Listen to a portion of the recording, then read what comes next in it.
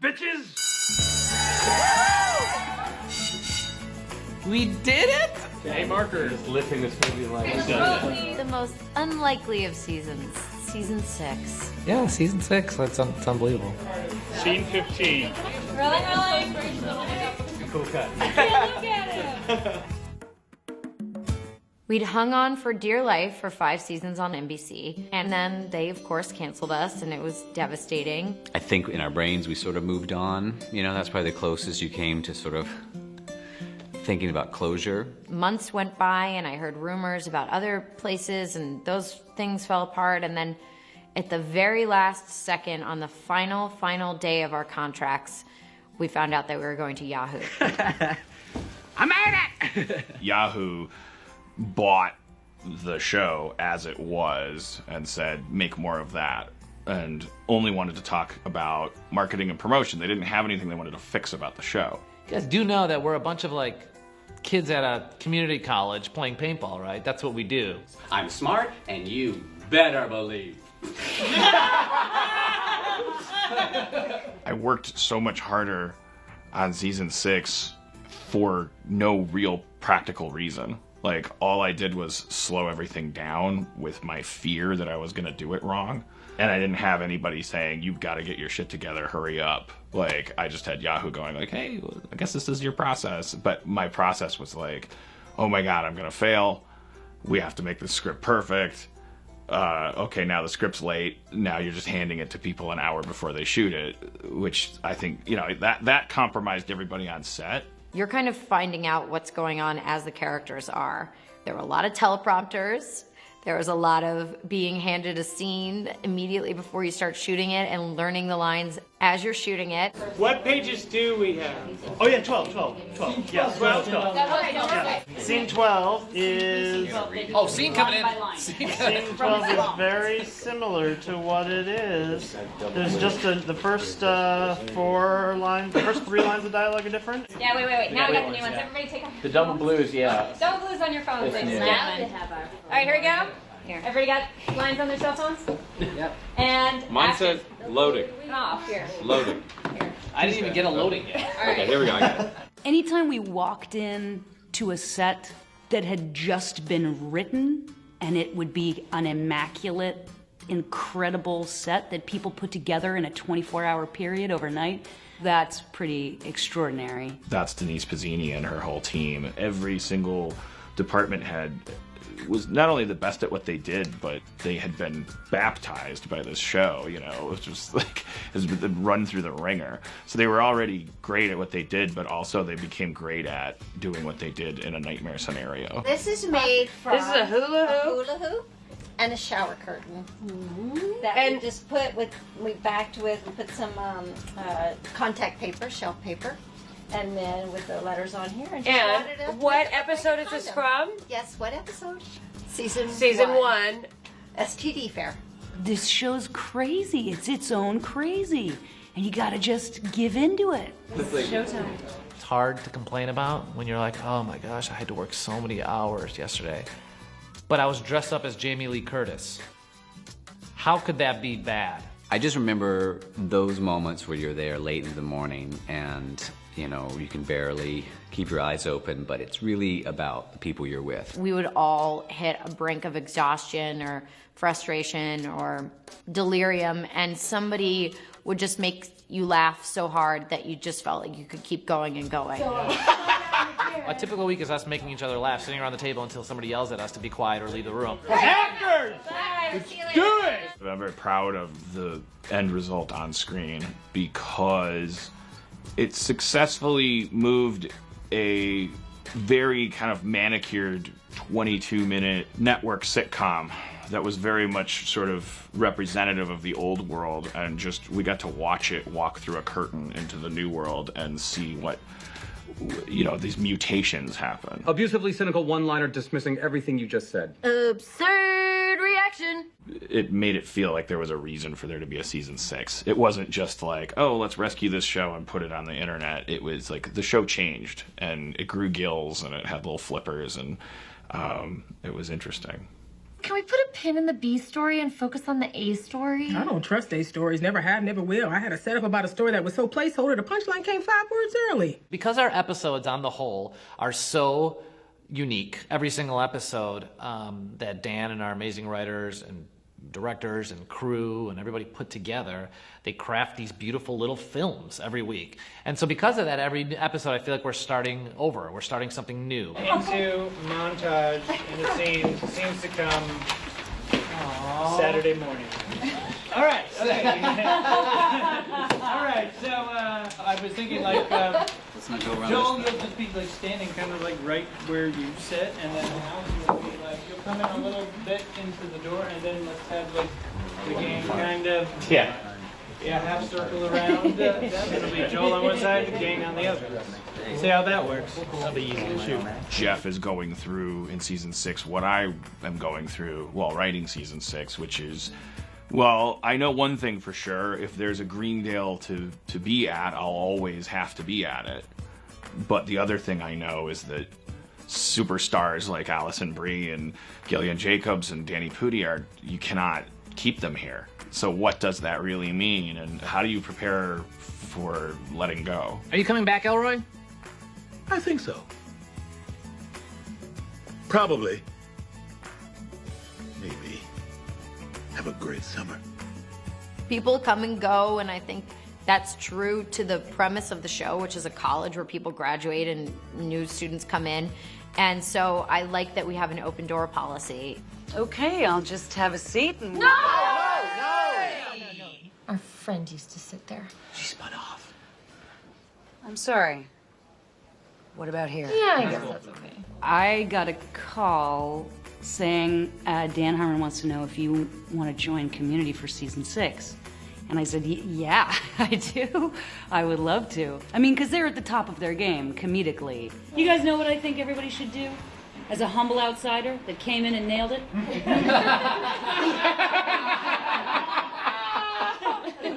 At the beginning of season 6, we decided every episode should be episode 7,000 of a show that's going to last forever. Were you guys doing an unauthorized finale in here? Not cool. I think the unspoken agreement there was that the finale was just going to be a nice episode.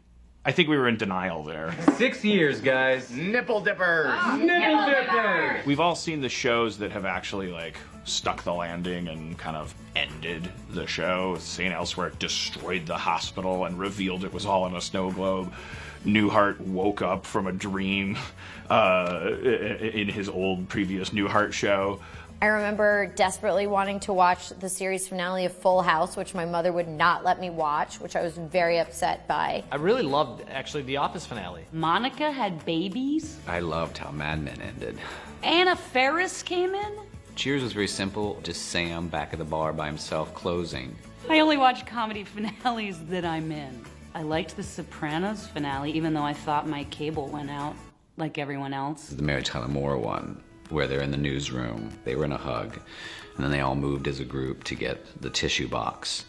And I would like to say that I saw these in reruns, so don't go like, well, he's old. Jim is youthful. You saw his body. Wait till you see his body in the finale. He's in a diaper. That boy looked good. I would not look that good in a diaper. Oh, it's getting crazy in here. Jim Rash was in the series finale of Friends. That's my favorite series finale. I was in that Friends finale. Seinfeld characters were sentenced to prison for being Seinfeld characters and are now going to rot in the jail cell to making observations about buttonholes.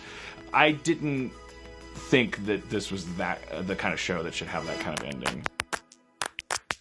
It's a tough thing to create a finale where, like anything, you don't know what's next year. You don't know if there's a 7th. You don't know if the movie. You don't know what it is. Community has always, at the end of every season, been maybe probably kind of...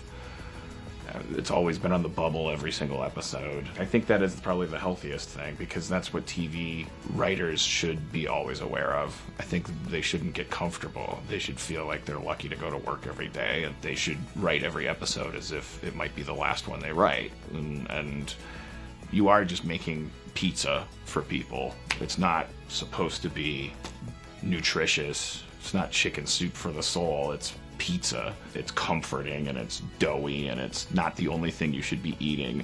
But at the same time, it's like don't make shitty pizza. Coffee back to one.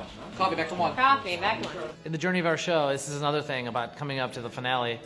I don't think any of us had any expectations because, like our show, we never really have any expectations. It's better to kind of just leave them be and see how we're surprised. If you're cool, we'll flip around. Yep. Good job. Great. All right, great. Let's flip. We're gonna flip around. I think we were all just curious what was going to come down from the writer's room as the possibly final episode.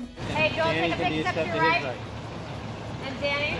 Danny, go to his right too. Hey, Danny, go to your right as well. When we got to it, we were behind schedule and over budget and didn't know what to do. So we knew that it had to be cheap and it had to be, which meant it had to be conversational. After 6 years of a show talking about itself with its fans, like, shouldn't the thing that we do is just like end it with a conversation about itself? The conversation to end all conversations, which also happened to be very affordable. More importantly, it has to be joyful, effortless, fun.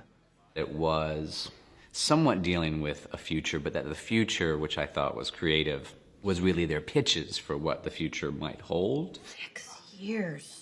6 seasons, right, Abed? Don't put a nickel in him. And it tells you a lot about the characters and their point of view about what that would be. And then just the reminder that there's no way to know. All we know is that this may or may not be goodbye. I don't know how likely season 7 is. I mean, what show ever peaked after season 6? Simpsons, Seinfeld, South Park, Friends. It wasn't anything that I would have expected in terms of finale, but it was perfect in so many ways. It made sense to me, and I loved being there for everyone's moment. It was one of those episodes where you're just glad to be there with everybody. We each got a chance to sort of grieve, you know? And in more than previous seasons, the 6th season finale really, like, I think connected with all of us as like a sort of goodbye, you know, but like also a deep appreciation for what we have been through and what we get to do every day. I had written several versions of what happens between Jeff and Annie. My wife, Erin McGathy, I texted her, you know, I got Jeff and Annie in this room and the cursor is blinking and I don't know what to do. And she said, "Did you ever see Drop Dead Fred?" I said, "No, and I'm fine." And she said, "There's a very sweet kiss at the end of it. It's not sexual. It's very sad.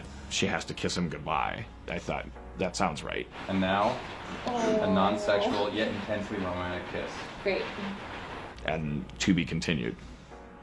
I think maybe he should have said, "I love you." I'm not sure. We don't really know Jeff Winger. He's an incomplete man. So what does it mean for him to love Annie? We don't know. We don't know what will come of that. And off she goes. It wouldn't be fair to her for him to, like, pluck her from virtual inactivity. In season 1 of Community, she has yet to see a human penis. There's a story about that. We've been watching her grow up, and for her to run down the aisle with Jeff Winger would seem like the definition of cradle robbing. It just feels unjust. But now she can go off and she can become a woman, and to be continued. This episode, there's a little bit of like, you know, for fans who have been with this show and who have stuck with it, and for everyone who's worked on the show, there is a little bit of like, here's what we've done, you know, which is kind of amazing, you know, as well as sort of like, here's where we may go. In general, the last week of Community is always an emotional, chaotic experience, and this season was that to 11. It was more emotional than I remember any of the other final weeks being. We were crying. I mean, Ken was weeping off camera when Abed gives this speech in the bar. And then, you know, now everyone's crying. You see Ken cry, you're gone. You're gonna cry. Once Rob said, "This is your goodbye," oh my goodness. Whew. It was like the first time I saw Joy Luck Club. I was done. I was supposed to be crying on camera, and Ken was just weeping off camera. And so I was a total emotional vampire and would just like stare at him to get myself worked up. And I think what was so emotional was this speech, which was basically about moving on, using television, of course, as his template. TV defeats its own purpose when it's pushing an agenda or trying to defeat other TV or being proud or ashamed of itself for existing. It's TV. It's comfort. So I think that was very hard for people to listen to and know that it was a little bit of Dan talking, you know, about this whole experience. I'm guessing. For some reason, that just got everybody. And then even more emotional, just that moment, of course, leading up to a group hug, because everyone's got a hug. It did feel like a hug. It was such a safe place to say goodbye. And I think that's what the finale was, is every day each one of us had sort of this moment where we were saying goodbye. It was comforting. It was comforting to have, like, you know, emotional breakdowns in front of your best friends. I'm gay. For real. I'm legit gay. I'm gay. Okay, cool. I quit Twitter for a week, which is not a long sabbatical, just because I didn't know how anyone would react to the finale. I didn't trust myself to respond appropriately in the event that anyone would feedback negatively. But I logged in probably every day just to scan the tweets. I swear I didn't see a single negative one. I mean, there's a grain of salt there, which is that at some point during season 6, I started blocking anyone that ever said anything negative. But you're coming back, right? Maybe. Probably.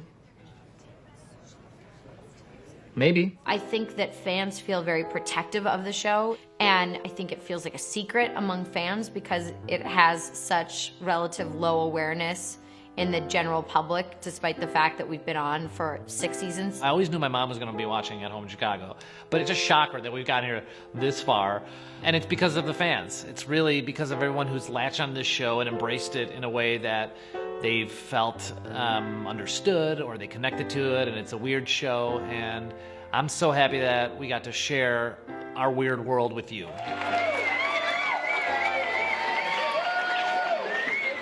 I can't imagine something that's been more fun in my career so far, unless this is the end. Thanks for letting me join this year and hang out with these guys, and thanks for being nice to me. Our friendships, I'm sure, will, well, for some of us, withstand the test of time. There are a few that we don't know about. They owe me a lot, and they need to apologize for what he did, and he knows who I'm saying. I'm just kidding. And to do a show as weird as Community with as such an eclectic, amazing, diverse group of people, it makes it even more, like, special. I'm not going to say goodbye to anybody then. They're awful people who I could cry now thinking about. It was and it still is like something I can't believe that we got to do more than once. Then the dean would say, maybe we'll be back. We don't know. But have a good summer. I think previously I've always just been like, no, we're going to come back. They have to renew us. The hashtag says 6 seasons in a movie. You can't cancel Community after 5 seasons. That's just wrong. And this time I was like, this is very probably the end. Chang, get out of here. Get out of here. So yeah, we've done the 6 seasons, and there is a sense of accomplishment in that. We made over 100 episodes of this wacky-ass show, and we made some darn good television along the way, and we should feel proud of that. I didn't know how to end the show. I didn't know if I wanted the show to end. I just went with my gut. Last group. Last What about the next scene? Thank you guys so much.